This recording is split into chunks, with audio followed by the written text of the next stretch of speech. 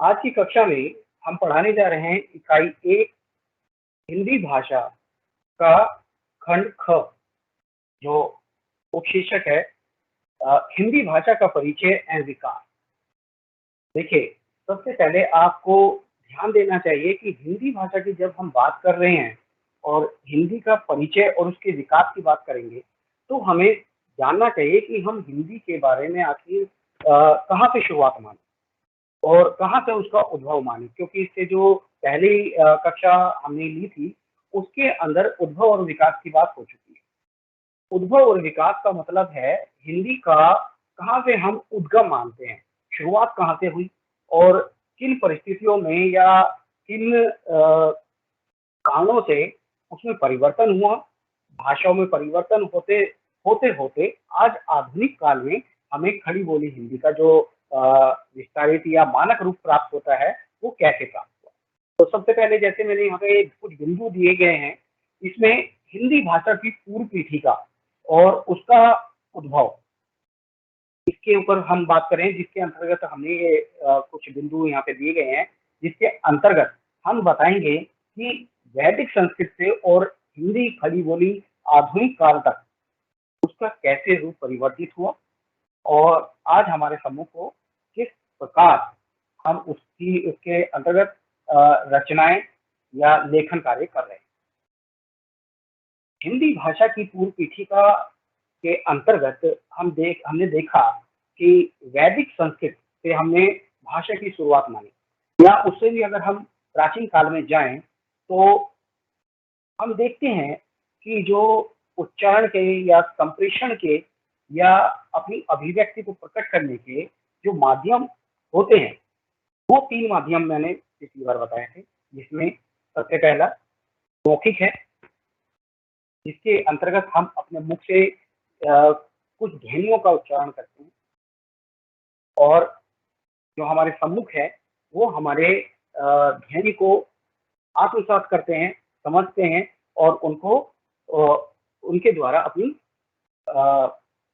बात रखते हैं कि आखिर उन्होंने क्या कहा। तो इसी के माध्यम से हम बात कर रहे हैं कि वैदिक संस्कृत, हाँ, उससे उससे भी पहले हम बात कर रहे थे मौखिक की।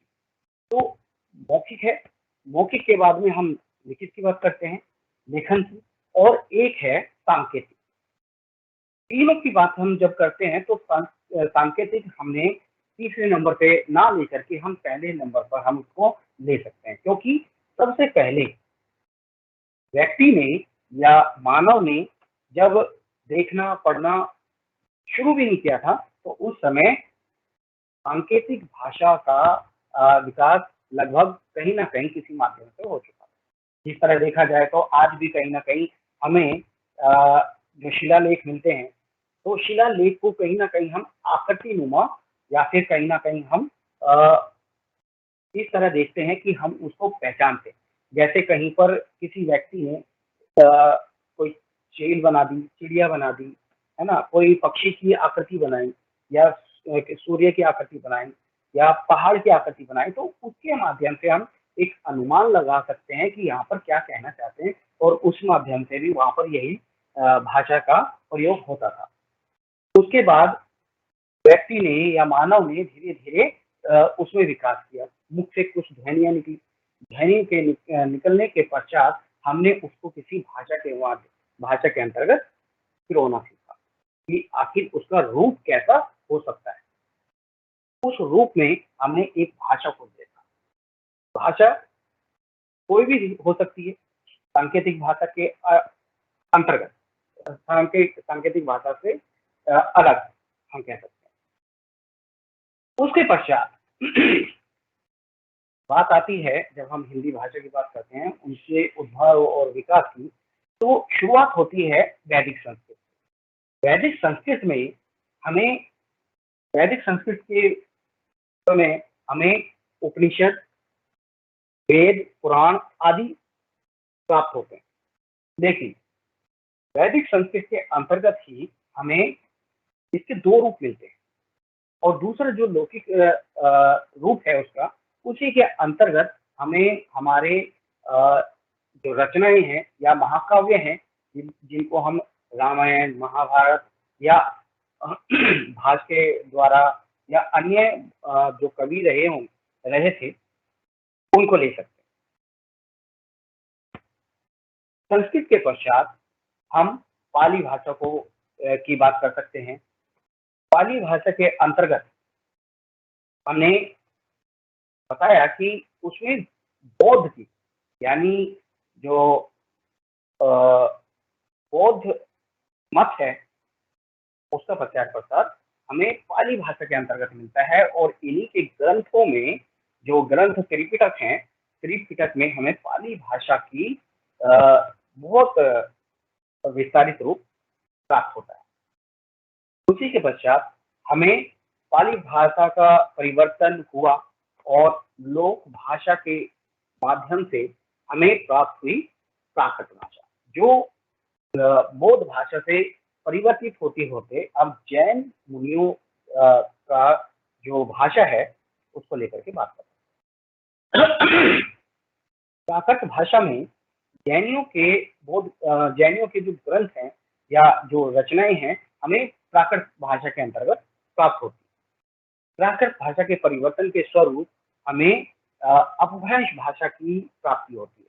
अपभ्रंश भाषा में हमें बहुत से शब्दों का विस्तारित रूप देखने को मिलता है, जो हमें पाली और प्राकृत में नहीं मिला या वैदिक संस्कृत में बहुत कम था। अब अपभ्रंश में आकर के उसका बहुत विस्तार हमें देखने को मिलता है। एक एक भाषा, एक एक शब्द के, एक एक अक्षर के कई कई रूप, कई कई अर्थ हमें यहाँ पर मिलने लगे। लेकिन कहीं ना कहीं फिर भी हमें ये हिंदी से बहुत अलग दिखती है, छुटपुट। और उसके पश्चात हमें आदिकालीन हिंदी साहित्य की अगर हम बात करें तो वहां पर हमें हिंदी भाषा का कहीं ना कहीं रूप प्राप्त होता है, खड़ी बोली हिंदी। क्योंकि जैसे अमीर खुसरो के साहित्य में हमें खड़ी बोली हिंदी प्राप्त होती है, तो अमीर खुसरो की भाषा में कहीं ना कहीं अपभ्रंश के शब्द भी मिल जाते हैं, उनका छुटपुट रूप हमें प्राप्त होता है। अब वो जो काल है, एक हम उस काल को, आदि काल को हम संधि काल के अंतर्गत भी रख सकते हैं, क्योंकि सबसे प्राचीन जो संस्कृत का, पाली प्राकृत का या अपभ्रंश का जो रूप था, वो हमें वहां पर उसकी समाप्ति कहीं ना कहीं मिलती है आदिकाल में आकर। लेकिन जैसे एक समय, एक नदी, इनको हम पूर्ण रूप से नहीं रोक पाते, उसका अंत एक समय का निश्चित नहीं कर पाते, इसी कारण हमें आदिकाल में भी अपभ्रंश भाषा का कहीं ना कहीं छुटपुट देखने को मिल जाता है। और हिंदी में बहुत ज्यादा मिलता है, आदिकालीन हिंदी। तो कहीं ना कहीं वो जो संधि काल था, संधि काल के अंतर्गत हमें अपभ्रंश और हिंदी का दोनों रूप निश्चित रूप में हमें उनकी रचनाओं में प्राप्त होती है। जैसे हम देख सकते हैं कि चंद्रवरदाई जो लेखक हैं, उनके साहित्य में या अन्य आदिकालीन हिंदी साहित्य के जो लेखक हैं, उन रचनाओं में हमें देखने को मिलती है। अच्छा, वैदिक संस्कृत में या संस्कृत की जब हम बात करते हैं तो उसमें 3 बोलियां हमें मुख्यतः प्राप्त होती हैं। पहली पश्चिमोत्तरी, दूसरी मध्यवर्ती और तीसरी पूर्वी। पाली में लगभग वही थी, प्राकृत में भी लगभग इनका विस्तार होता रहा धीरे धीरे। लेकिन अब वैदिक संस्कृत में 3 थी, पाली में आकर के 4 हुई, प्राकृत में आकर के और उसका थोड़ा विस्तार हुआ, लेकिन अपभ्रंश में आकर के उसका बहुत अधिक विस्तार हो चुका। अब वहां पर पश्चिमोत्तरी, मध्यवर्ती और पूर्वी के अतिरिक्त भी हमें कई भाषाएं, कई बोलियां प्राप्त होती, और खड़ी बोली हिंदी के अंतर्गत तो और भी ज्यादा हमें प्राप्त होती है। ये एक छोटी सी क्लिप है, यहाँ पर हम देख सकते हैं कि इसमें जो बताया गया है कि वैदिक संस्कृत काल में आर्य भाषा प्रदेश में 3 स्थानीय बोलियां विकसित हो चुकी थी, जिसके अंतर्गत मैंने जैसे अभी बताया पश्चिमोत्तरी, मध्यवर्ती और पूर्वी, इनको लेकर के बात वैदिक संस्कृत में की जा चुकी। पाली काल में एक और स्थानीय बोलियां धीरे धीरे जुड़ती गई और 6-7 हो गई, एक एक जोड़ने के साथ में 6-7 हो गए, जिनके नाम द्राचड़, केकई, तक, सोरसैनी, महाराष्ट्री, अर्धमागधी और मागधी हम देखते हैं। इन्हीं से अपभ्रंश काल में 6-7 अपभ्रंश स्थानीय बोलियों का विकास हुआ, जिन्हें प्राकृतों के नाम के आधार पर इन्हीं नामों से हम पुकारा जा सकता है, जैसे बाचड़, केकई, टक, सोलसैनी, महाराष्ट्री, अर्धमागधी और मागधी। इन्हीं अपभ्रंशों से आधुनिक भाषा उद्भूत हुई, जैसे बाचड़ से सिंधी, केकई से लहंगा, टक से पंजाबी, महाराष्ट्र से मराठी, सोलसैनी से गुजराती, राजस्थानी, पश्चिमी हिंदी, पहाड़ी और अर्ध मागधी से पूर्वी हिंदी, मागधी से बिहारी, बांग्ला, असमिया और उड़िया। ये कुछ जो रूप है हमें इस प्रकार देखने को मिलता है। इसके पश्चात हम जब बात करते हैं हिंदी जो 5 उपभाषाओं और बोलियों का समूह, यानी कि पश्चिमी हिंदी, पूर्वी हिंदी, राजस्थानी, पहाड़ी और बिहारी, ये जो 5 उपभाषाओं का समूह है, यहाँ बोलियों का समूह इन्हें को बोल सकते हैं, का सामूहिक नाम हम लेकर के इनकी बात करते हैं। सोचनीय अर्धमागधी तथा मागधी अपभ्रंश से 1000 ईस्वी के आसपास उद्भूत मानी जाती है। यहाँ एक बात संकेत करने की यह भी है कि हिंदी के कुछ रूप पाली में मिलने लगे थे, प्राकृत में उसकी संख्या और बढ़ जाती है और अपभ्रंश में और भी वृद्धि अधिक देखने को हमें मिलती है, किंतु सब मिलाकर इसका प्रतिशत इतना कम है कि लगभग 1000 ईस्वी के पूर्व हिंदी का उद्भव नहीं माना जाता। यानी कि 1000 से पहले की जो हिंदी की अगर हम बात करें तो हमें हिंदी प्राप्त नहीं होती 1000 वर्ष से पूर्व। इसीलिए जो राहुल संस्कृत आदि जो विद्वान हैं, इन्होंने हिंदी का जन्म 1000 ईस्वी के पूर्व माना है, साधारण नहीं। ऐसे ही हिंदी साहित्य के कई इतिहासों में कुछ लोगों ने हिंदी का प्रारंभ और भी बाद में माना, किंतु वास्तविकता यह है कि साहित्य में प्रयोग के आधार पर वे निष्कर्ष आधारित और साहित्य में भाषा का प्रयोग उसके जन्म के स्थान नहीं हो जाता। जैसे मैंने पहले बताया था कि किसी भी भाषा को अगर हम देखें कि आज अगर हम हिंदी का नाम लेते हैं तो पूरा व्याकरण हमें हिंदी में आज प्राप्त होता है, लेकिन अगर आदिकाल से हम पहले सिर्फ हिंदी का नाम लेते और उसमें रचना करने चाहें तो हमें उसका जब व्याकरण ही नहीं पता, उसकी ध्वनि, उसका व्याकरण, उसका शब्द भंडार आदि हमें प्राप्त नहीं है, तो हम उसमें रचना नहीं कर सकते।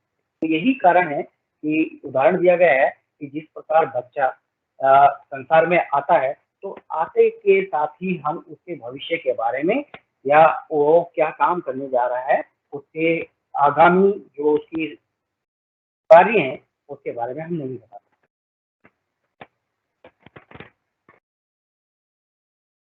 इसी प्रकार जब किसी भाषा में जन्मने के बाद कुछ प्रौढ़ता आ जाती है, यानी कि जब उसमें थोड़ा सी वृद्धि होती है और उसका शब्द भंडार, उसकी ध्वनि, उसका जो मानक रूप है वो हमें प्राप्त होने लगता है, तो निखर के वो तभी उस समय निखर जाती है और उसका बहुत स्वीकृत रूप हमें प्राप्त होता है और जो साहित्यकार हैं उसमें तभी अपनी अभिव्यक्ति कर सकते हैं, उसमें अपनी अभिव्यक्ति को बता सकते हैं।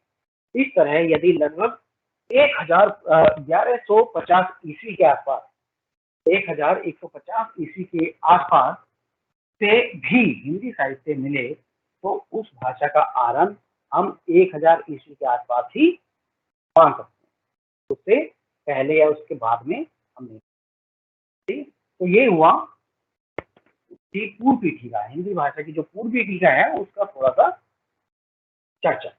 अब बात करते हैं उसकी हिंदी भाषा के विकास और उसके इतिहास, हल्का फुल्का छोटा। हिंदी भाषा लगभग 1000 वर्ष पुरानी है, जैसा भी बताया गया, जिसे हमने 3 भागों में कहीं ना कहीं बांट के देख सकते हैं। एक आदिकाल, जहाँ से हम खड़ी बोली हिंदी का शुरुआत या प्रारंभ मानते हैं, दूसरा मध्यकाल और तीसरा है आधुनिक काल। आधुनिक काल तक आते आते हिंदी भाषा अपनी प्रौढ़ता पर आ चुकी है और उसमें हमें साहित्य रचनाओं की भरमार देखने को मिलती है, वो भी उसके पूर्ण व्याकरणिक और शब्द भंडार आदि मानक रूप में पूर्णतः प्राप्त। चलिए बात करते हैं आदिकाल की। आदिकाल के अंतर्गत जो हिंदी भाषा है, खड़ी बोली है, उसको लेकर जो 1000 आदिकाल 1000 ईस्वी से 1500 ईस्वी ध्वनि के मध्य हम लेकर के उसका जो कालखंड है उसकी बात करते हैं हम। 1000 ईस्वी से 1500 ईस्वी के मध्य आदिकाल। आदिकाल के अंतर्गत जब हम ध्वनि की बात करते हैं, ध्वनि की मतलब स्वर और व्यंजन, उसके अंतर्गत आने वाली जो शब्द और व्यंजन है, जो उसके पूरे व्याकरण है, उसको लेकर के बात करते हैं। ध्वनि आदिकाल की हिंदी में मुख्यतः उन्हीं ध्वनियों यानी कि जो स्वर और व्यंजन है वह प्रयोग मिलता है जो अपभ्रंश में प्रयुक्त होती थी, यानी कि बिल्कुल मिली जुली कहीं ना कहीं उसका रूप हमें देखने को मिलता है। हम कहते हैं जिसको संधि काल हम कहते हैं कि दोनों में हमें कहीं ना कहीं संधि मिलती है, हमें उसका मिश्रित रूप अपभ्रंश और हिंदी दोनों का मिश्रित रूप हमें देखने को मिलता है, जिसके कुछ बिंदु यहाँ पर दिए गए हैं। नंबर 1, अपभ्रंश में केवल 8 स्वर थे, जैसे अ, आ, ई, ऐ, उ, ई, ए, ओ। यहाँ पर माफ कीजिए, यहाँ पर जो प्रिंट है ये बड़ी ई ना होकर के बड़ा औ है। ये 8 ही स्वर मूल थे। आदिकालीन हिंदी में 2 नए स्वर ए, ऐ और औ विकसित हो गए, जो संयुक्त स्वर थे, यानी कि 2 स्वरों के योग से बने हुए हम इनको बड़े की संज्ञा दे सकते हैं, यानी कि इनमें अधिक वायु हमारे मुख से, अधिक ध्वनि हमारे मुख से उच्चरित होती है या परवामान उच्चारण हम इनका थोड़ा ज्यादा वेग के साथ में करते हैं, जिनका उच्चारण क्रम से ऐ, औ जैसा था। ठीक है, तो उसके पश्चात नंबर 2 पर हम बात कर सकते हैं व्यंजन की, जिसमें च, छ, ज और झ ये संस्कृत, पाली, प्राकृत अपभ्रंश में स्पर्श व्यंजन। ध्यान देना, च, छ, ज और झ संस्कृत भाषा, पाली भाषा, प्राकृत भाषा और अपभ्रंश भाषा, इन सभी भाषा में ये स्पर्श व्यंजन थे, किंतु आदिकालीन हिंदी में ये स्पर्श संघर्षी हो गए और तब से अब तक स्पर्श संघर्षी ही है।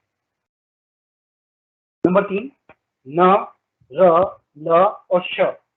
जब हम इन 4 वर्णों की बात करते हैं तो संस्कृत, पाली, प्राकृत, अपभ्रंश इन भाषाओं में हमें ये दंत्य ध्वनियां प्राप्त होती हैं, लेकिन आदिकालीन हिंदी में, आदिकालीन साहित्य में हमें उत्तरीय हो गई है। ये जो 4 वर्ण हैं ये उत्तरीय हो गए। नंबर 4, अपभ्रंश में द, ध जो व्यंजन है वो नहीं थे और आदिकालीन की जो हिंदी है इसमें इसका विकास पूर्ण रूप से हमें देखने को मिलता है। आधा न और ह, आधा म और ह, आधा ल और ह, यानी कि नह, मह, लह पहले संयुक्त व्यंजन थे, अब ये क्रम से पूर्ण वर्ण बन चुके हैं, जिनमें न, म, ल के महाप्राण रूप हो गए। हम महाप्राण इनको कहते हैं, महाप्राण वर्णों के अंतर्गत हम इनको लेकर के चलते हैं, अर्थात संयुक्त न रहकर ये मूल व्यंजन हो गए। अच्छा, नंबर 6, फारसी, पश्तो, तुर्की आदि से कुछ नए शब्दों के आ जाने के कारण कुछ नए संयुक्त व्यंजन हिंदी में ऐसे आ गए जो अपभ्रंश में थे ही नहीं। कुछ अपभ्रंश शब्दों के लोप हो जाने के कारण कुछ ऐसे संयुक्त व्यंजनों या स्वरानुक्रमों तथा व्यंजनानुक्रमों आदि के लोप की भी संभावना है जो अपभ्रंश में रहे होंगे। तो नंबर 6 हम यहाँ पे बात कर चुके हैं कि इसकी ध्वनि आदिकालीन हिंदी की हमें ध्वनि किस रूप में प्राप्त होती है। अब बात करते हैं आदिकालीन हिंदी के अंतर्गत आने वाले उसकी व्याकरण। व्याकरण क्या है? आदिकालीन हिंदी का जो व्याकरण था 1000 ईस्वी के आसपास अपभ्रंश के बहुत निकट था। जैसे संधि काल की बात हम कर रहे थे, तो उसी के अंतर्गत वहां पर अपभ्रंश और हिंदी दोनों भाषाओं का हमें मिश्रित रूप प्राप्त होता है। भाषा में काफी रूप ऐसे थे जो अपभ्रंश के थे, किंतु धीरे धीरे अपभ्रंश के व्याकरणिक रूप कम होते गए और हिंदी के अपने रूप विकसित होते गए। अब धीरे धीरे यानी कि 1500 ईस्वी तक आते आते हिंदी अपने पैरों पर पूर्ण रूप से लगभग खड़ी हो गई और अपभ्रंश जो भाषा थी उसके जो शब्द थे, उसके जो वर्ण थे, उसकी जो व्याकरण थी, कहीं ना कहीं उनका लोग कम करने लगे। जो उस समय के व्यक्ति थे, रचनाकार थे, आम जनता थी, तो अपभ्रंश की जो वर्ण थे, अपभ्रंश की जो व्याकरण थी, उसको बहुत कम इस्तेमाल करने लगे, उसका प्रयोग कम करने लगे और हिंदी का प्रयोग वहां पर थोड़ा बढ़ जाता है और धीरे धीरे अपने पूर्ण रूप में आते रहे। आदिकालीन हिंदी का व्याकरण संवेद है अपभ्रंश व्याकरण से। इन बातों में कुछ भिन्न हमें देखने को मिलता है। जैसे नंबर 1, अपभ्रंश संस्कृत, पाली, प्राकृत आदि की तुलना में वियोगात्मक होते हुए भी एक सीमा तक संयोगात्मक भाषा थी। यानी कि अपभ्रंश भाषा जो थी वो संस्कृत, पाली और प्राकृत के बाद में आती है, तो वहां तक आते आते वो वियोगात्मक होते हुए भी एक सीमा तक संयोगात्मक थी और काफी क्रिया रूप तथा कारकीय रूप यानी कि जो कारक चिन्ह है, विभक्ति चिन्ह है, उनके संयोग से उसको संयोगात्मक हम मानते थे। किंतु आदिकालीन हिंदी में वियोगात्मक रूपों का प्राधान्य हो चला। यानी कि जो वियोगात्मक रूप था आदिकालीन हिंदी में, उसका रूप वो बढ़ने लगा और सहायक क्रियाओं तथा परसर्ग या विभक्ति चिन्हों या कारकों का प्रयोग वहां पे काफी होने लगा और धीरे धीरे संयोगात्मक रूप कम होते गए और उसका स्थान किसने लिया? वियोगात्मक हिंदी में वियोगात्मक रूप ले लिया गया। दूसरा, आदिकालीन हिंदी में नपुंसक लिंग एक सीमा तक अपभ्रंश में हमें दिखाई पड़ता है। यानी कि जो नपुंसक, जैसे मैंने लिंग के तीन लिंग बताए थे, कौन से? पहला पुल्लिंग, दूसरा स्त्रीलिंग और तीसरा नपुंसक लिंग, जो हमें संस्कृत भाषा में प्राप्त होता है। नपुंसक लिंग एक सीमा तक अपभ्रंश में था, यद्यपि जैसे हमें प्राप्त होता है अपभ्रंश से पहले संस्कृत, पाली, प्राकृत की तुलना में उसकी स्थिति अस्पष्ट होती जा रही थी, यानी अस्पष्ट हमें दिखाई दे रही थी। काफी क्रिया रूप तथा कारकीय रूप संयोगात्मक होते थे, उसकी तुलना अस्पष्ट हमें दिखाई देती है, यानी नपुंसक। आदिकालीन हिंदी में नपुंसक लिंग का प्रयोग प्राय पूर्ण से समाप्त हो गया। यानी कि आदिकालीन हिंदी में आते आते अब केवल 2 रूप हमें लिंग के प्राप्त होते हैं, एक पुल्लिंग और दूसरा स्त्रीलिंग, और नपुंसक लिंग पूर्ण रूप से समाप्त। गोरखनाथ के कुछ प्रयोगों को कुछ लोगों ने नपुंसक लिंग का रूप माना है, किंतु यह मान्यता पूर्ण से संदिग्ध नहीं कही जा सकती कि पूर्ण रूप से हम उसे नपुंसक लिंग मान के चलते हैं। इसके पश्चात हम बात करते हैं आदिकालीन शब्द भंडार की। कि आदिकाल में किस प्रकार हमें हिंदी भाषा के शब्द भंडार प्राप्त होते हैं, शब्दों का जो रूप है वो किस प्रकार हमें प्राप्त होता है। उससे पहले जब हम व्याकरण की बात करते हैं तो व्याकरण में एक तीसरा बिंदु भी था कि हिंदी वाक्य रचना शब्द क्रम धीरे धीरे निश्चित होने लगा। तो हिंदी वाक्य रचना है वो पहले कैसा था? विस्तारित था, अब निश्चित होने लगा। और अपभ्रंश में शब्द क्रम बहुत निश्चित नहीं था, उस समय उसका विस्तारित रूप हमें देखने को मिलता है, वो निश्चित नहीं था और आदिकालीन हिंदी में हमें उसका निश्चित रूप देखने को मिलता है। तो अब बात करते हैं आदिकालीन हिंदी के अंतर्गत शब्द भंडार। आदिकालीन हिंदी का शब्द भंडार अपने प्रारंभिक चरण में यानी अपभ्रंशकाली था। यानी आदिकालीन में जब शुरुआती दौर था हिंदी का, तो उस समय हमें छुटपुट रूप से थोड़ा अधिक अपभ्रंश का रूप ही आदिकालीन में जो शब्द भंडार है हिंदी का वो प्राप्त होता है। किंतु धीरे धीरे कुछ परिवर्तन आते गए, उसका मानक रूप कहीं ना कहीं परिवर्तित हुआ। वर्ण शब्द आदि अर्थों के माध्यम से, रूपाकृति के माध्यम से हमें कहीं ना कहीं उसका रूप परिवर्तन देखने को मिलता है, जिनमें दो तीन कुछ बिंदु हैं इन पर हम गौर कर सकते हैं। नंबर एक, भक्ति आंदोलन का प्रारंभ हो गया था। यानी आदिकालीन के अंत तक या आदिकालीन के मध्य है, हम बात कर सकते हैं कि भक्तिकालीन भक्ति आंदोलन का प्रारंभ हमें देखने को कहीं ना कहीं छुटपुट रूप में मिल जाता है, जो हमें मध्यकाल में आते आते पूर्व मध्यकाल में उसका बलवती रूप हमें दिखाई पड़ता है। अतः सक्षम शब्दावली आदिकालीन हिंदी में अपभ्रंश की तुलना में कुछ बढ़ने लगी। दूसरा, मुस्लिमों के आगमन से कुछ पश्तो, फारसी, अरबी, तुर्की ये जो शब्द थे हिंदी में आ गए। यानी कि हम कह सकते हैं कि जो विदेशी शब्द हैं वो कहीं ना कहीं हमें इन लोगों के आगमन के आधार पर हम कह सकते हैं कि भारत में जब इनका आगमन हुआ तो ये अपने साथ में अपनी भाषा, अपनी बोली, अपने शब्द भंडार भी लेकर के और उसका मिला जुला रूप कहीं ना कहीं हमें हिंदी में उस समय मिल जाता है। जो हमें गोरखवाणी में अकली जैसे शब्द है, गोरखवाणी के अंतर्गत अगर हम देखें तो अकली, नूर, अला, काजी, पृथ्वीराज रास्तों में अबीर, नजर, तोर, गाजी, शमशेर और चंद्रायन में देखिए तो खून, तरसी और मीर आदि हमें प्राप्त होते हैं। कुछ हमें शब्द अरबी, तुर्की, फारसी या पश्तो के हम लेकर के बात कर सकते हैं।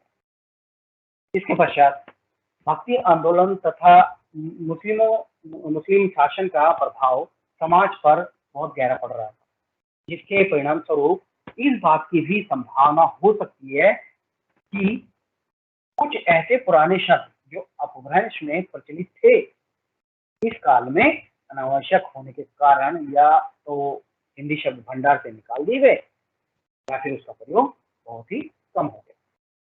तो कहने का मतलब ये है कि अपभ्रंश में जो शब्द भंडार था धीरे धीरे आकर के वो कहीं ना कहीं मुगलों के शासन के साथ में के प्रभाव के साथ में कहीं ना कहीं वो कम हो।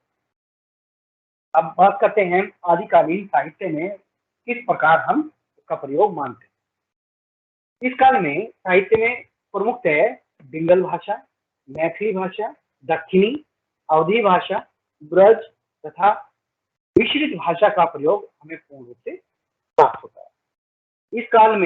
इस काल के प्रमुख हिंदी साहित्यकार गोरखनाथ, विद्यापति, नरपति नालय, चंद्रवरदाई, कबीर तथा शाह मीरा जी आदि हमें मिलते हैं।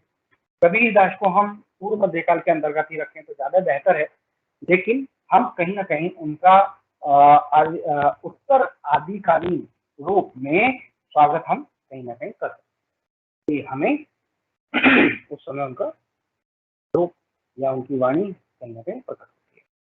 चलिए अब बात करते हैं हम मध्यकाल। मध्यकाल जैसा कि बात हुई थी 1000 ईस्वी से 1500 ईस्वी के आसपास हमें आदिकालीन हिंदी का रूप प्राप्त होता है। वहीं मध्यकाल के अंतर्गत 1500 ईस्वी से 1800 ईस्वी के मध्य हमें मध्यकालीन हिंदी प्राप्त। अब मध्यकालीन हिंदी में भी जो उसका रूप था, उसका ध्वनि थी, बहुत उसमें परिवर्तन हुआ और परिवर्तन के साथ साथ उसका जो रूप परिवर्तन हमें दिखाई देता है वो किस प्रकार दिखाई देता है, इस प्रकार देखते हैं। इस काल में आकर ध्वनि, व्याकरण तथा शब्द भंडार का जो क्षेत्र था मुख्यतः बहुत बड़े रूप में परिवर्तन हुआ। ध्वनि के क्षेत्र में दो तीन उसमें कुछ बिंदु हम यहाँ पर देख सकते हैं। जैसे फारसी की शिक्षा की कुछ व्यवस्था तथा दरबार में फारसी भाषा का प्रयोग होने से उच्च वर्ग में तथा नौकरी पेशा लोगों में फारसी का प्रचार हुआ, जिसके कारण उच्च वर्ग के लोगों की हिंदी में तुर्की अरबी फारसी के जो काफी बाद परिचित हो गए और क ग ग ग और फ ये जो 5 नए व्यंजन हैं ये हिंदी में आ गए। यानी कि देखिए अरबी फारसी के जो शब्द हैं ये जो 5 यहाँ पर नए व्यंजन हैं इनके नीचे नुक्ता लगा है, यानी कि इनके नीचे एक बिंदी लगी है। जो हम अरबी फारसी शब्दों को जब हम प्रयोग करते हैं, वाक्य का प्रयोग करते हैं, उच्चारण करते हैं या ध्वनि का प्रयोग करते हैं, उनके अंतर्गत हम इनको लेकर के बात करते हैं अरबी फारसी का। तो कहने का मतलब ये है कि अरबी फारसी शिक्षा उस समय ज्यादा बेहतर रूप में चल रही थी, क्योंकि जो दरबार था या भारत के ऊपर शासन था मुगलों का, और मुगलों का जब शासन भारत पर अधिकार था, उनकी भाषा भी कहीं ना कहीं पूर्ण रूप से प्रभावित कर रही थी आम जनता को या उच्च वर्ग के लोगों को। यानी कि जो नौकरी पेशा लोग हैं उनमें उनको फारसी का प्रचार प्रसार वहां पर हो रहा था, और अरबी फारसी जो तुर्की अगर उनके जो शब्द हैं उनको लेकर के हम यहाँ पर क ग ग फ ये 5 ध्वनियां हम नए व्यंजन की बात करते हैं। नंबर 2, शब्दांश का अ कम से कम मूल व्यंजन के बाद होने पर लुप्त हो गया। यानी कि जैसे हम राम की बात करते हैं, राम के नीचे कहीं ना कहीं हलंत लगा होता है, तो उसका उच्चारण हमें पूर्ण रूप से राम होने लगा। ठीक है। मानस के अनेक छंद, मानस मतलब रामचरितमानस, मानस के अनेक छंद दोषपूर्ण हो जाएंगे यदि उनमें रा म और म के नीचे देखिए कहीं ना कहीं बिंदी लगी है, यानी कि नुक्ता लगा है। अगर उसको न पढ़कर यानी कि राम पढ़ा जाए, उसे हम राम ना पढ़ें, उसको हम केवल राम पढ़ें तो राम राम कही राम ही, राम राम कही राम, तो इस प्रकार हम उसका उच्चारण करें। किंतु भक्त जैसे शब्दों में जहां अ के पूर्व संयुक्त व्यंजन आ था, जैसे अ बना रहा, कुछ स्थितियों में अक्षरांत अ का लोप होने लगा। उदाहरण के रूप में देखिए जुक्ता है, जुक्ता में अगर हम जप्ता का अधिकालीन में उसको जप्ता खा गया, उच्चारण उसका जप्ता रहा, है ना उसका जप्ता का जुक्ता हो गया। यानी कि पहले उसका ज प और त और आ की मात्रा वहां पर जप्ता का हमें उच्चारण उदाहरण मिलता है, लेकिन बाद में उसका रूप परिवर्तन हुआ और ज के नीचे ओ की मात्रा और प पूरा मूल व्यंजन ना रह करके आधा व्यंजन उसको हम मानने लगे और जुक्ता वो हो। नंबर 3, ह जो व्यंजन है के पहले का अ कुछ परिस्थितियों में ए जैसा उच्चारित होने लगा। पांडुलिपियों में ऐसे अ के स्थान पर ए का प्रयोग से इस बात का हमें कहीं ना कहीं अनुमान मिल जाता है कि अ के स्थान पर हमें ए ध्वनि हमारे मुख से उच्चारित होती है, ताकि हमें बाद में। तो ये बात करते हैं मध्यकाल के अंतर्गत आने वाले उसके व्याकरण। व्याकरण के अंतर्गत हमें 3 बिंदु देखने को मिलते हैं। नंबर 1, इस काल में हिंदी भाषा व्याकरण के क्षेत्र में पूरी तरह अपने पैरों पर खड़ी हो गई। अपभ्रंश के रूप हिंदी से प्राय निकल गए। यानी कि जो अपभ्रंश साहित्य की हम बात कर रहे थे, मिश्रित रूप की हिंदी की बात कर रहे थे, अब खड़ी बोली हिंदी हमें उसका रूप वहां पर देखने को मिलता है। जो हमें अपभ्रंश है, अपभ्रंश का रूप वहां पर खत्म हो गया, समाप्त हो गया। जो कुछ बचे थे वे थे जिन्हें हिंदी ने आत्मसात कर लिया। यानी कि अब वो हिंदी भाषा में ही उनका रूप हमें देखने को मिलने लगा, उनको उनका अर्थ रूप हमें देखने को मिलने लगा। दूसरा, भाषा आदिकालीन भाषा की तुलना में और भी वियोगात्मक हो गई, प्रयोगात्मक रूप और भी कम हो गए उपसर्गों तथा सहायक क्रियाओं का प्रयोग बढ़ गया। उच्च वर्ग में फारसी का प्रचार होने लगा। और तीन हम ये कह सकते हैं कि उच्च वर्ग में जो फारसी भाषा है उसका प्रचार होने के कारण हिंदी वाक्य रचना फारसी वाक्य रचना से प्रभावित होने लगी। उदाहरण के लिए हिंदी की प्रारंभिक परंपरा के अनुकूल सुर में हमें देखने को मिलता है, यानी कि इंद्र कहियो मम करो सहाय। यहाँ जो की है उसका प्रयोग नहीं, किंतु बाद में जो फारसी शब्द की के प्रयोग से युक्त वाक्य बनने लगे। अब राम प्रसाद निरंजनी है, उनके भाषा वियोग विशिष्ट यानी जो 1741 में प्रकट होती है, हमें जो लेखनी उनकी मिलती है, रचना मिलती है, उसके अंतर्गत भी वेद में एक ठोर कहा है कि जब लग जीवत जीवता रहे तब लग कर्म को करना। ठीक है, तो हम इस रूप में उसको देख करके बात करते हैं। शब्द भंडार, जब हम अब बात करते हैं शब्द भंडार की, ये शब्द भंडार हम इस रूप में देखते हैं।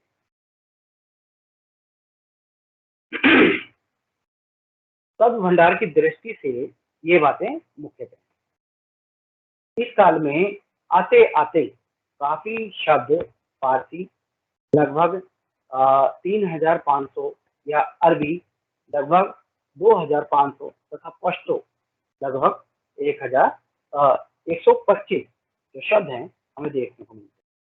अलग अलग भाषा का जितना भी इनका प्रचार प्रसार हो रहा था उसी के माध्यम से यहाँ पर देखने को मिलता है कि किस भाषा के शब्द अधिक प्रयोग में लाए गए।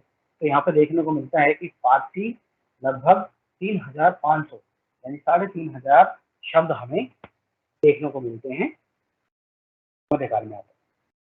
दूसरा, अरबी के जो शब्द हैं लगभग 2500 हमें शब्द मिलते हैं और पश्तो के 125, क्योंकि पश्तो जो भाषा है कहीं ना कहीं लुप्त प्राय हमें देखने को मिल जाती है इस समय आते आते हिंदी में आ गए। और इन आगत विदेशी शब्दों की संख्या लगभग अगर हम लगभग माने इनको कुल मिलाकर तो लगभग इनकी संख्या हमें 5000 से ऊपर मान सकते हैं। और फारसी के कुछ मुहावरे और लोकोक्तियां भी इसमें आत्मसात कर ली गई या आ गई अपने, क्योंकि बोलचाल की भाषा में आ जाती है। नंबर 2, भक्ति आंदोलन के चरम बिंदु। भक्ति आंदोलन के एक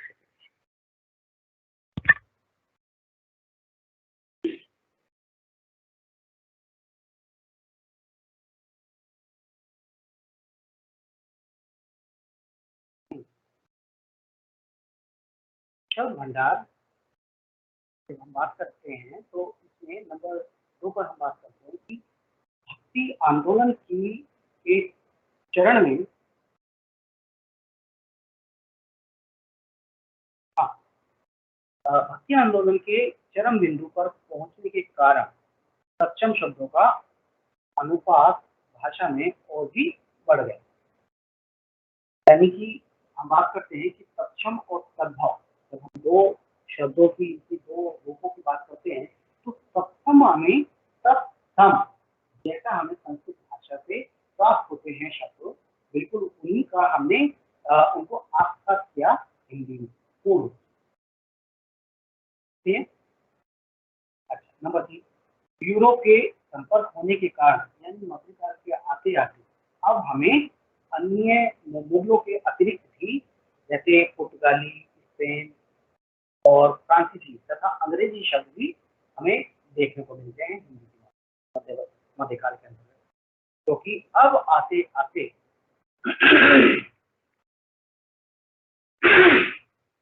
मध्यकाल में आते आते हमें पुर्तगाली, स्पेनी, फ्रांसीसी और अंग्रेजी शब्दों का हमें पूर्ण रूप से कहीं ना कहीं मिश्रण उनका दिखाई देता है।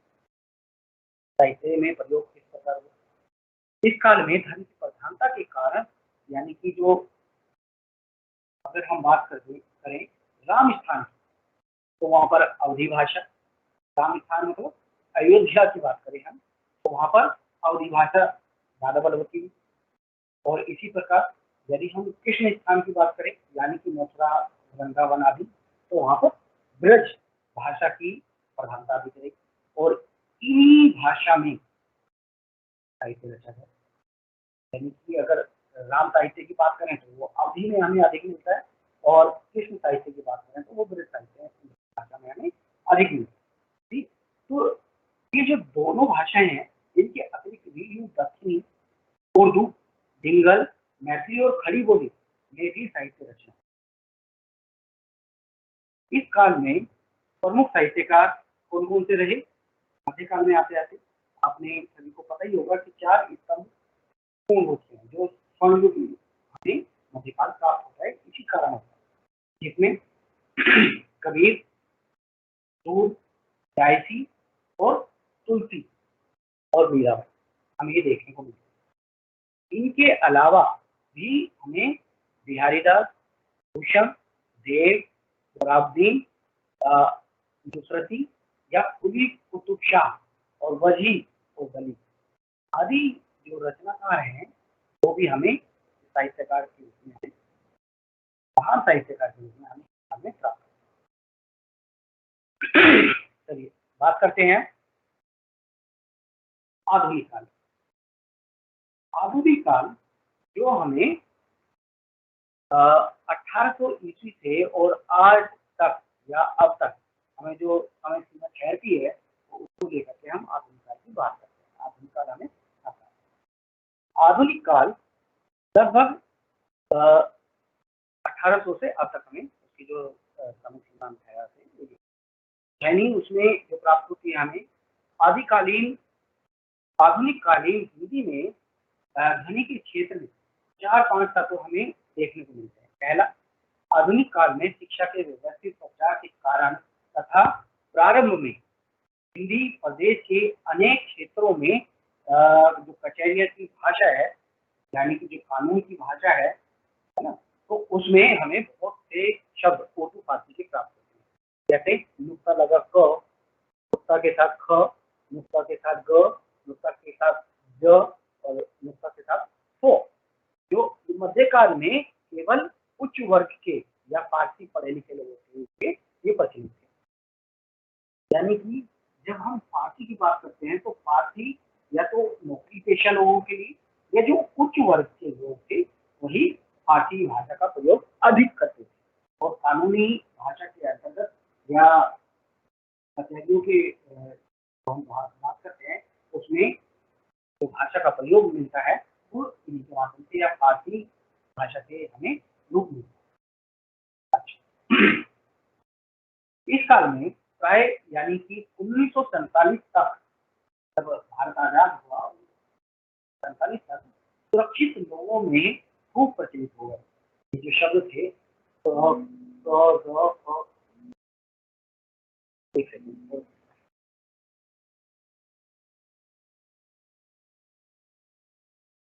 हेलो हेलो, हाँ जी हाँ जी हाँ जी,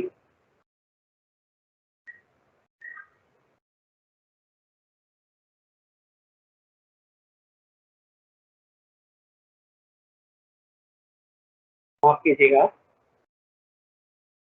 माफ कीजिएगा। तो हम बात कर रहे थे उच्च वर्ग के या फारसी पढ़े लिखे लोगों तक प्रचलित थे। इस काल में प्राय 1947 तक सुरक्षित लोगों में खूब प्रचलित हो किंतु स्वतंत्रता के बाद स्थिति बदली और अंग्रेजी में प्रयुक्त होने के कारण ज अ तो एक सीमा तक अब भी प्रयोग नहीं किंतु क ग क ख ग के जो शुद्ध रूप है उसमें कमी है।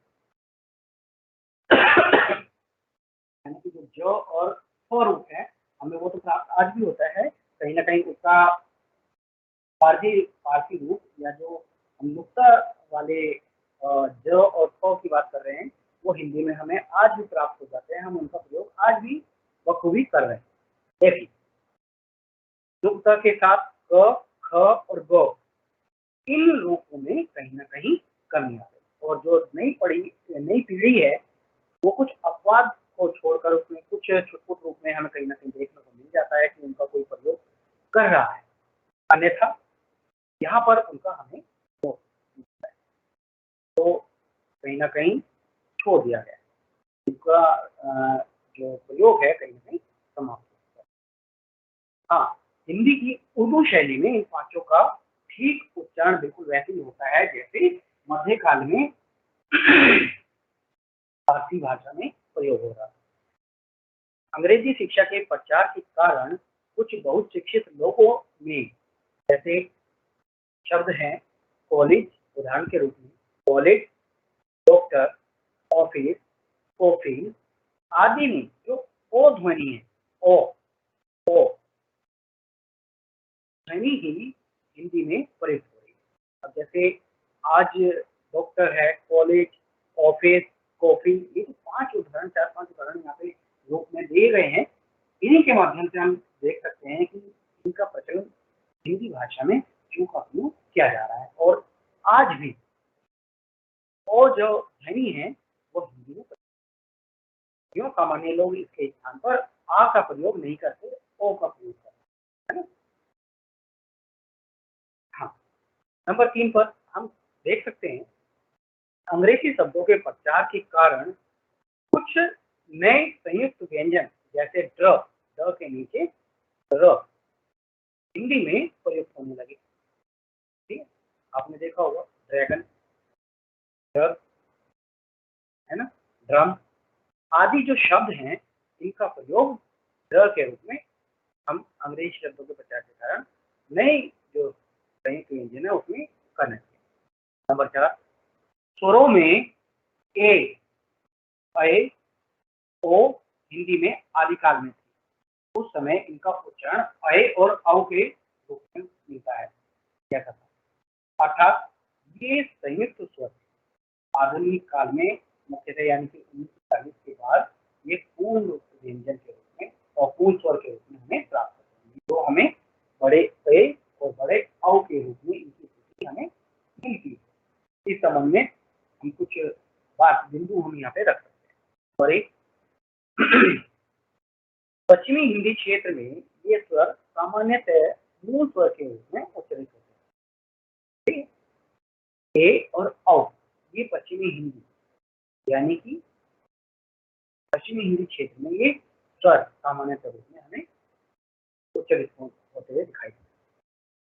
दूसरा पूर्वी हिंदी में अब भी ए ऐ औ रूप में प्रयुक्त या संयुक्त स्वर के रूप में हमें प्राप्त होते हैं। आपने देखा होगा अवधी बघेली छत्तीसगढ़ी जो पूर्वी हिंदी आती है उनके इनको लेकर के हम बात करते हैं ठीक है और बांगरू बुंदेली आदि जो पश्चिमी हिंदी है उसमें इनका रूप हमें मूल रूप प्राप्त होता है लेकिन पूर्वी हिंदी में जू के त्यों जो हमें आदिकाल में प्राप्त हो रहा था उनका रूप ऐ और औ के रूप में वही पूर्वी हिंदी में अवधी बघेली में प्राप्त होता है। नंबर 3 नैया जैसे न के ऊपर दो एक ही मात्रा बड़े एक ही मात्रा कह सकते हैं हम नया व्याकरण पोआ जैसे शब्दों में पश्चिमी तथा पूर्वी दोनों ये जो भाषाएं हैं पूर्वी और पश्चिमी इनके अंतर्गत जो आने वाली बोलियां हैं इन दोनों ही हिंदी क्षेत्र में ए ओ का उच्चारण क्रम से संयुक्त स्वर यानी कि ऐ और औ रूप में अर्थात संस्कृत उच्चारण के समान ही मिल गया और मध्यकाल में अ का लोक शब्दांत तथा कुछ स्थितियों में अक्षरांत अक्षरांत में अक्षरांत में होना प्रारंभ हुआ ठीक है तो देख सकते हैं हम कि किस प्रकार हमें ये रूप प्राप्त होता है।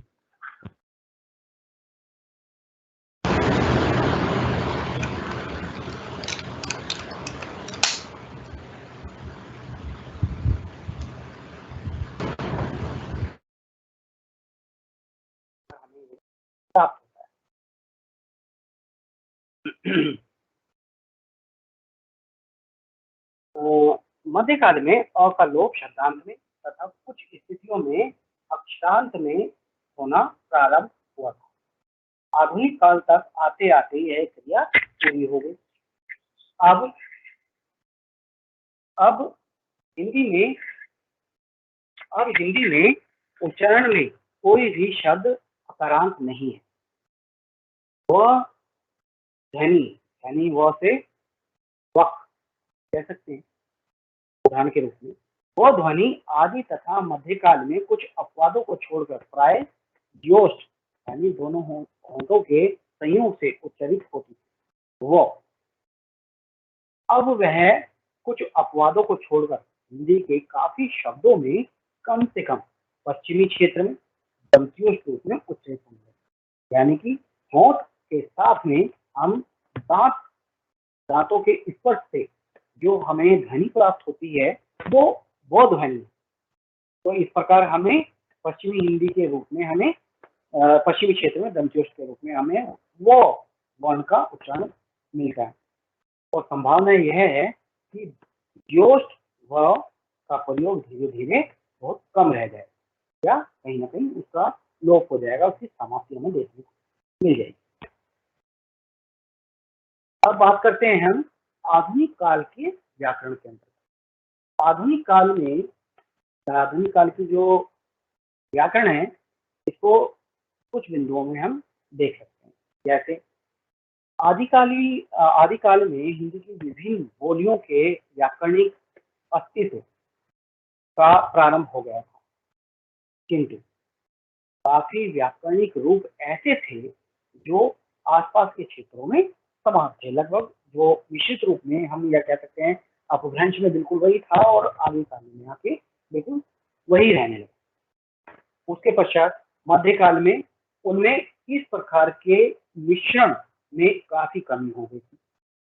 यानी कि जो अपभ्रंश वाले जो शब्द थे, जो व्याकरण थे, जो शब्द थे, अब वो कहीं ना कहीं उनका प्रयोग कम होने लगा।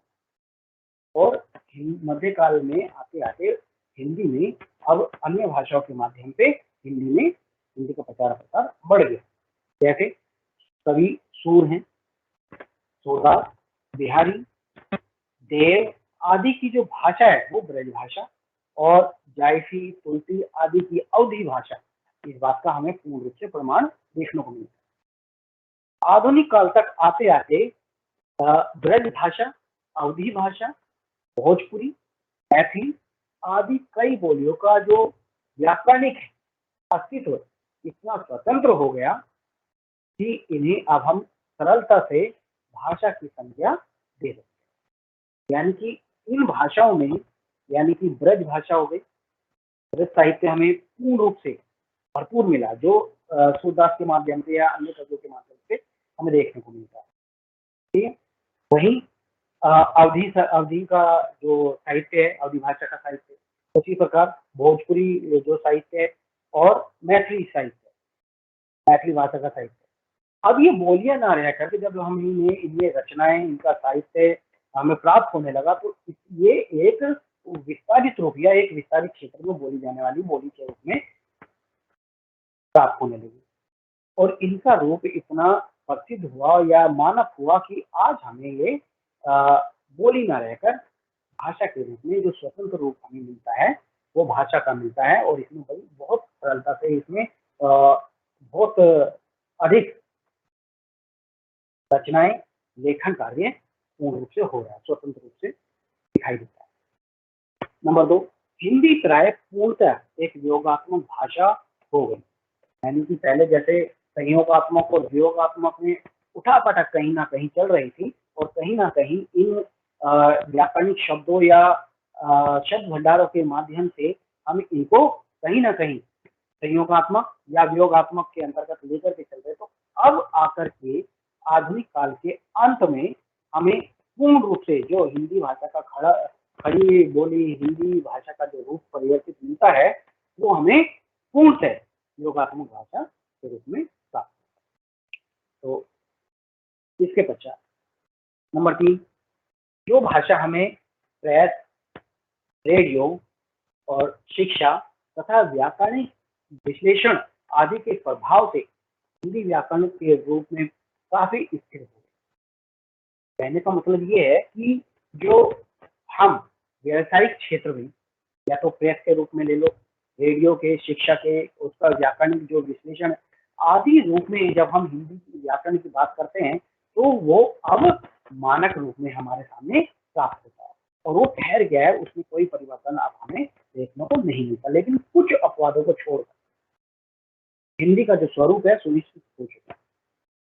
भाषा के इस स्थिरीकरण में आचार्य महावीर प्रसाद द्विवेदी का जो हाथ है बहुत मुख्य रूप से हम मान सकते हैं, क्योंकि आधुनिक काल का जो द्वितीय चरण है द्विवेदी युग, उसमें महावीर प्रसाद द्विवेदी ने हिंदी भाषा के प्रचार और प्रसार के लिए बहुत अधिक कार्य किया और हिंदी भाषा को एक मानक भाषा के रूप में या परिचित भाषा के रूप में उसका रूप हमें प्राप्त कराया।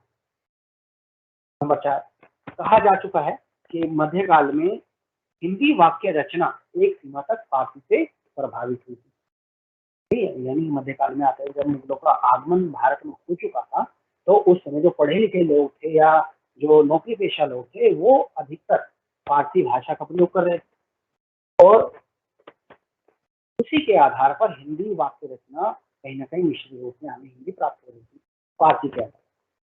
पहले आदिकालीन में हमें अपभ्रंश के साथ मिश्रित रूप प्राप्त हो रहा था हिंदी का, मध्यकाल में अब फारसी के साथ।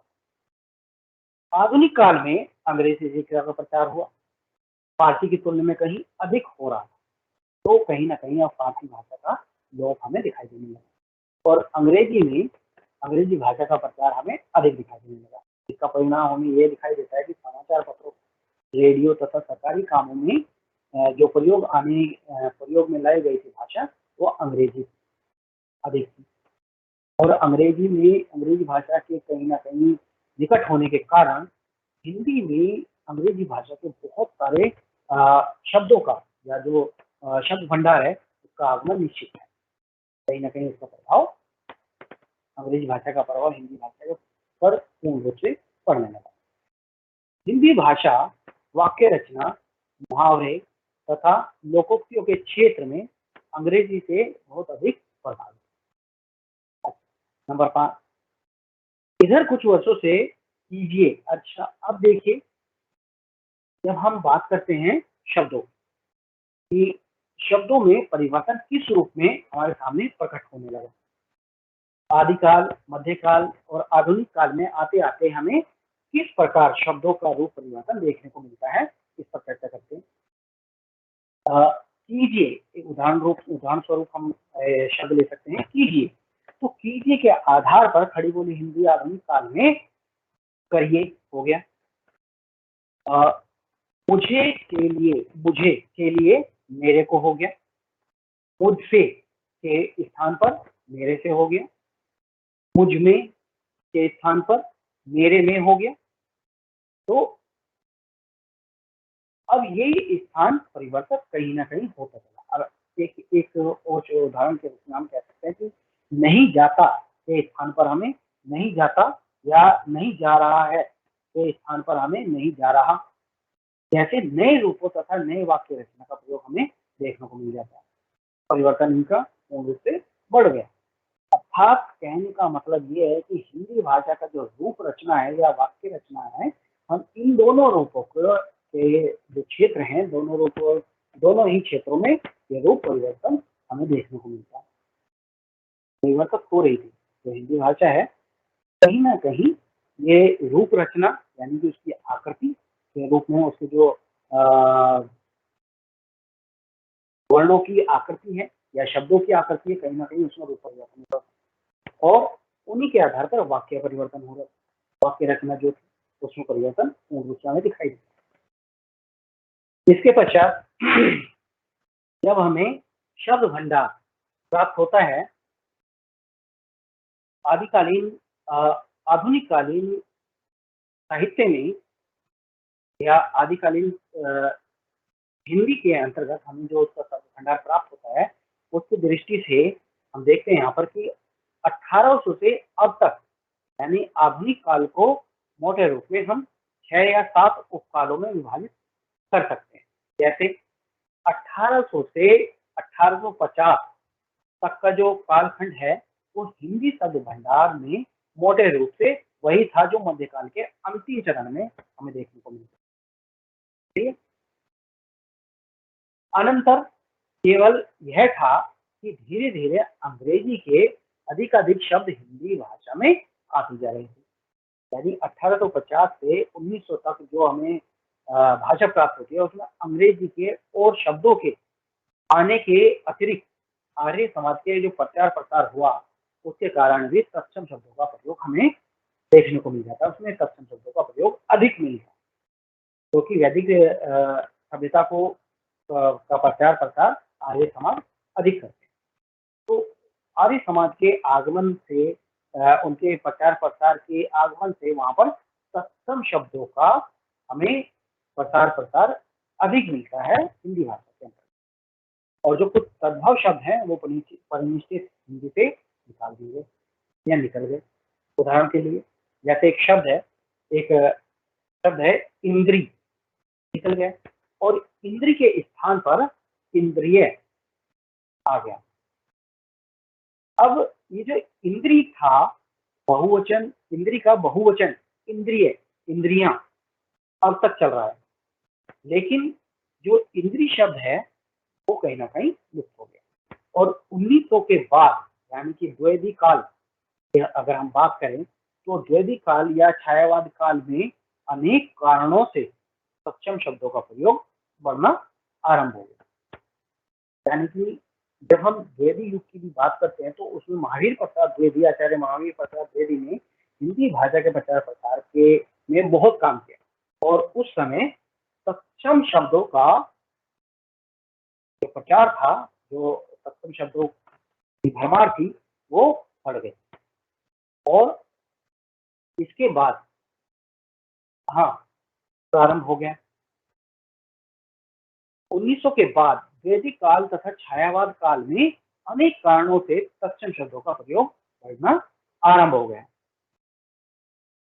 जयशंकर प्रसाद, सुमित्रा नंदन पंत, महादेवी वर्मा का पूरा साहित्य, इन तीनों महापुरुषों की जो रचनाएं हैं या साहित्य है, पूरा साहित्य इस दृष्टि से दर्शनीय कह सकते हैं। दर्शनीय क्योंकि उस समय सक्षम शब्दों का प्रभाव बहुत, उसका प्रयोग बहुत बढ़ गया और छायावाद तक पूर्णतः बना रहा। इसके बाद यानी कि प्रगतिशील आंदोलन के कारण अब तद्भव शब्दों के प्रयोग में पुनः वृद्धि हुई। यानी कि तत्सम शब्दों का यहाँ पर अब लोप होने लगा और तद्भव शब्दों की यहाँ पर वृद्धि मानी जाने लगी। यानी कि जैसे हम तत्सम शब्द है सूर्य, चंद्र, चंद्रमा, है ना, तो अब सूर्य के स्थान पर सूरज, चंद्रमा के स्थान पर चांद, है ना, मातृ के स्थान पर माँ, माता, पितृ के स्थान पर पिता आदि जो तत्सम और तद्भव शब्द हैं, अब तत्सम शब्दों का वहां लोप हुआ और तद्भव शब्दों का वहां पर प्रयोग अधिक देखने को मिलता है प्रगतिशील साहित्य के अंतर्गत। तद्भव शब्दों के प्रयोग में पुनः वृद्धि हुई तथा तत्सम शब्दों के प्रयोग में कुछ कमी है। 1947 यानी आजादी के पश्चात या आजादी के समय, भारत की आजादी के समय, स्वतंत्रता के आसपास लगभग यही स्थिति। और 1947 के बाद ये जो शब्द भंडार है, इसमें कई बातें उल्लेखनीय हैं। इनमें हम कह सकते हैं कि अनेक पुराने शब्द नए अर्थ में प्रचलित हो गए। उदाहरण के लिए जैसे सदन, अब पहले सदन होती थी एक बैठक के रूप में, कुछ लोगों के बैठ करके बात करने के लिए, लेकिन जब हम यहाँ पे आज के रूप में या 1947 के बाद में, या फिर हम कह सकते हैं कि आधुनिक काल के अंतिम चरणों की बात हम यदि हम करें, यानी कि प्रगतिशील या प्रयोगवाद की बात करें, तो उस समय के जो सदन शब्द है वो प्रयोग होने लगा केवल और केवल राज्यसभा या लोकसभा के जो बैठके हैं उनको लेकर के, यानी कि जो राज्यसभा और लोकसभा में प्रयुक्त हो रहे हैं शब्द, उनको लेकर के सदन का प्रयोग होने लगा, अन्यथा नहीं। सदन का नाम लेते ही राज्यसभा और लोकसभा दिमाग में तीक्ष्ण हमारे होने लगता है। उसी के पश्चात अभिव्यक्ति की आवश्यकता की पूर्ति के लिए अनेक नए शब्द जैसे फिल्माना, घुसपैठिया, ऐसे शब्दों का प्रचलन बढ़ गया। यानी कि कुछ इनमें बनावटीपन, ऐसे शब्द जिनमें हमें भावनात्मक रूप कहीं ना कहीं उसका देखने को मिल जाता है। यानी फिल्माना, फिल्म से बना फिल्माना, उसका भावनात्मक। ऐसे ही घुसपैठ, घुसपैठ से बना घुसपैठिया। तो ऐसे शब्दों का प्रचलन अब हमें अधिक देखने को प्राप्त होता है। वहीं साहित्य में नाटक, उपन्यास, कहानी, कविता की भाषा प्राय बोलचाल के बहुत निकट आ गई, क्योंकि आम जन की जो भाषा है उसके निकट जब तक हम इन रचनाओं को नहीं लाएंगे तो उनके पाठक या उनका जो पाठक क्षेत्र है वो नहीं बढ़ सकता, क्योंकि बहुत से जो परिशिष्ट शब्द हैं उनको समझने में कहीं ना कहीं, उनके अर्थों को समझने में कहीं ना कहीं कठिनाई आती है। और आज की जो जनता है या जो आम बोलचाल के शब्द हैं उनमें परिचित शब्दों का प्रयोग ना के बराबर होता है। तो इसी कारण साहित्य में, यानी कि नाटक, उपन्यास, कहानी, कविता आदि में बोलचाल के शब्दों को अधिक लिया जाने लगा। उसमें अरबी, फारसी, अंग्रेजी और जो आम लोग जन हैं उनमें जो प्रचलित शब्द हैं उनका प्रयोग बहुत अधिक होने लगा। वहीं किंतु आलोचना की भाषा अब भी एक सीमा तक तत्सम शब्दों से काफी लदी हुई मिलने लगी। इसका कारण ये है कि सक्षम शब्द अपने आप में बहुत ज्यादा अहमियत या महत्वपूर्ण माने जाने लगे। उनकी जो आकृति या वाक्य रचना है वो बहुत अधिक मानी जाने लगी। इसीलिए आलोचना के क्षेत्र में परिशिष्ट शब्दों के या व्याकरणिक शब्दों के या वाक्य रचना को लेकर के बहुत गंभीरता दिखाई देने लगी। और यही कारण है कि सक्षम शब्दों का प्रयोग आलोचना के क्षेत्र में हमें दिखाई देता है। वहीं हम देख सकते हैं कि हिंदी को पारिभाषिक शब्दों की बहुत आवश्यकता पड़ी, क्योंकि हिंदी अब विज्ञान की भाषा, विज्ञान के लिए हिंदी, वाणिज्य के लिए हिंदी, विधि कानून की भाषा के लिए हिंदी, इन विषयों में हम हिंदी भाषा का प्रयोग करने लगे। और इसकी पूर्ति के लिए अनेक शब्द, चाहे वो अंग्रेजी से हो या संस्कृत से, दिए जाने लगे तथा अनेक नए शब्द बनाए भी गए तोड़ मरोड़ के। जैसे हम बात कर सकते हैं कि अंग्रेजी और हिंदी, इन दोनों शब्दों को मिलाकर आज हम इंग्लिश की बात करते हैं। इंग्लिश एक शब्द बन चुका है जो हमें अर्थ प्रकट करता है हिंदी और अंग्रेजी का मिश्रण। ठीक है, तो इसी पूर्ति के लिए अंग्रेजी शब्द, अनेक शब्द अंग्रेजी हो या संस्कृत हो, इनको लिए जाने लगा और अनेक नए शब्द बनाए गए। स्वतंत्रता के पूर्व हिंदी में मुश्किल से 5 या 6 हजार परिभाषित जो शब्द थे वो मिले, किंतु उनकी संख्या अब लगभग 1 लाख से ऊपर कहीं ना कहीं देखने को मिल जाती है। और दिनों दिन अब भी, यानी कि हम कह सकते हैं प्रयोगवाद के बाद भी उनमें दिनों दिन वृद्धि होती है। और हिंदी शब्द भंडार अनेक प्रभावों को ग्रहण करते हुए नए शब्दों से समृद्ध होते हुए दिनों दिन अधिक समृद्ध होता रहा, जिसके परिणाम स्वरूप हिंदी अपनी अभिव्यंजना में अधिक सटीक, निश्चित, गहरी तथा समर्थ होती जा रही है। यानी कि हिंदी की जो अपनी एक रचना है, संरचना है, वो कहीं ना कहीं अब बलवती होती जा रही है, क्योंकि उसमें अन्य भाषाओं के शब्द भी गहराते जा रहे हैं।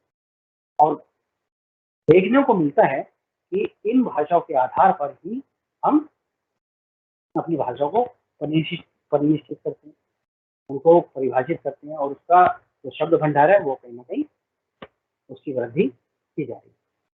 साहित्य के क्षेत्र में जब हम देखते हैं कि आधुनिक काल, जो राजनीति का काल हम कह सकते हैं, उसमें भारतीय राजनीति के केंद्र दिल्ली की भाषा खड़ी बोली जा सकती है। ब्रज, अवधि आदि को पीछे छोड़ प्राय आज हिंदी क्षेत्र की जो साहित्यिक अभिव्यक्ति का एक मात्र माध्यम बन गई है। यानी कि जो राजनीति के क्षेत्र की जो भाषा है, वो खड़ी बोली हिंदी आज इस प्रकार आ गई है कि आज वह हिंदी ब्रज भाषा, अवधी भाषा को पीछे छोड़ चुकी है और अन्य बोलियों में यदि कुछ लिखा जा रहा है तो अपवाद स्वरूप वो कहीं ना कहीं छुटपुट रूप में हमें देखने को मिल जाता है, लेकिन अधिक हमें खड़ी बोली हिंदी में प्राप्त हो रहा है या ब्रज भाषा और अवधि में भी छुटपुट रूप में हमें दिखाई देता है। अपवाद स्वरूप हम देख सकते हैं अन्य भाषाओं के माध्यम से, और यही खड़ी बोली हिंदी हमारी राजभाषा भी बन गई। तो कह सकते हैं हम कि खड़ी बोली हिंदी की जब हम बात करते हैं तो आदिकाल से और आधुनिक काल तक जो उसका रूप परिवर्तन हमें देखने को मिलता है, उसकी संरचना में परिवर्तन मिलने लगे और परिणाम स्वरूप हमें आज उसकी जो वृद्धि, उसका शब्द भंडार में उसकी वृद्धि हमें देखने को मिलती है। वो लाखों लाख शब्दों के आधार पर हम कह सकते हैं कि आज खड़ी बोली हिंदी का जो साहित्य है वो प्रचुर रूप में हमें प्राप्त होता है। तो धन्यवाद आप सभी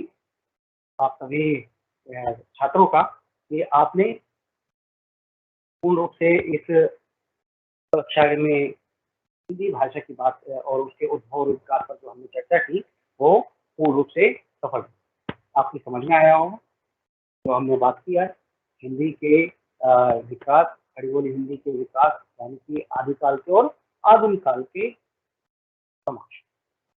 तो धन्यवाद आप सभी का, और इसी के साथ समाप्त करते हैं आज की हम क्लास। और उसी के साथ साथ कुछ प्रश्न भी मैं आपसे पूछना चाहता हूँ।